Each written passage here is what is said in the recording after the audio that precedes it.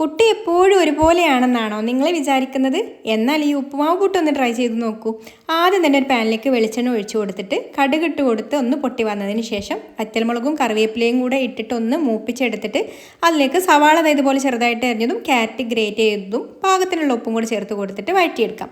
സവാളയും ക്യാരറ്റൊക്കെ ഇതുപോലെ നന്നായിട്ട് വാടിക്കഴിഞ്ഞാൽ കുറച്ച് തേങ്ങ ചിരവിയതും കൂടെ ചേർത്തിട്ട് ഒന്നും കൂടെ മിക്സ് ചെയ്ത് കൊടുത്തിട്ട് ഫ്ലെയിം ഓഫാക്കി അവിടെ മാറ്റി വെക്കാം. ഇനി ഞാൻ നിറപറയുടെ കോൺപുട്ടുപൊടിയാണ് കേട്ടോ എടുത്തിട്ടുള്ളത്. ഇതിലേക്ക് പാകത്തിന് ഉപ്പും വെള്ളവും ചേർത്ത് കൊടുത്തിട്ട് മിക്സ് ചെയ്ത് കൊടുക്കാം. അപ്പോൾ ഈ ഒരു പുട്ടുപൊടി നനച്ചെടുക്കുന്ന സമയത്ത് ഇത് തൊടുമ്പോൾ തന്നെ നമുക്കതിൻ്റെ ഒരു ക്വാളിറ്റി മനസ്സിലാവും കേട്ടോ. നല്ല സോഫ്റ്റ് ആൻഡ് ഫ്ലഫി ആയിട്ടുള്ള പുട്ടുപൊടിയാണ്. ഇനി നമ്മൾ നേരത്തെ വഴറ്റി മാറ്റി വെച്ചിട്ടുള്ള ഇതിലേക്ക് ചേർത്ത് കൊടുത്തിട്ട് നന്നായിട്ടൊന്ന് മിക്സ് ചെയ്ത് കൊടുക്കുക. പിന്നെ വിറകടുപ്പിലൊക്കെ വെച്ച് സ്ലോ റോസ്റ്റഡ് ചെയ്തെടുത്തിട്ടുള്ള പുട്ടുപൊടി ആയതിനാൽ ഇതിന് ഒരു ഒതൻറ്റിക് ടേസ്റ്റും നല്ല മണമൊക്കെ ഉണ്ട് കേട്ടോ.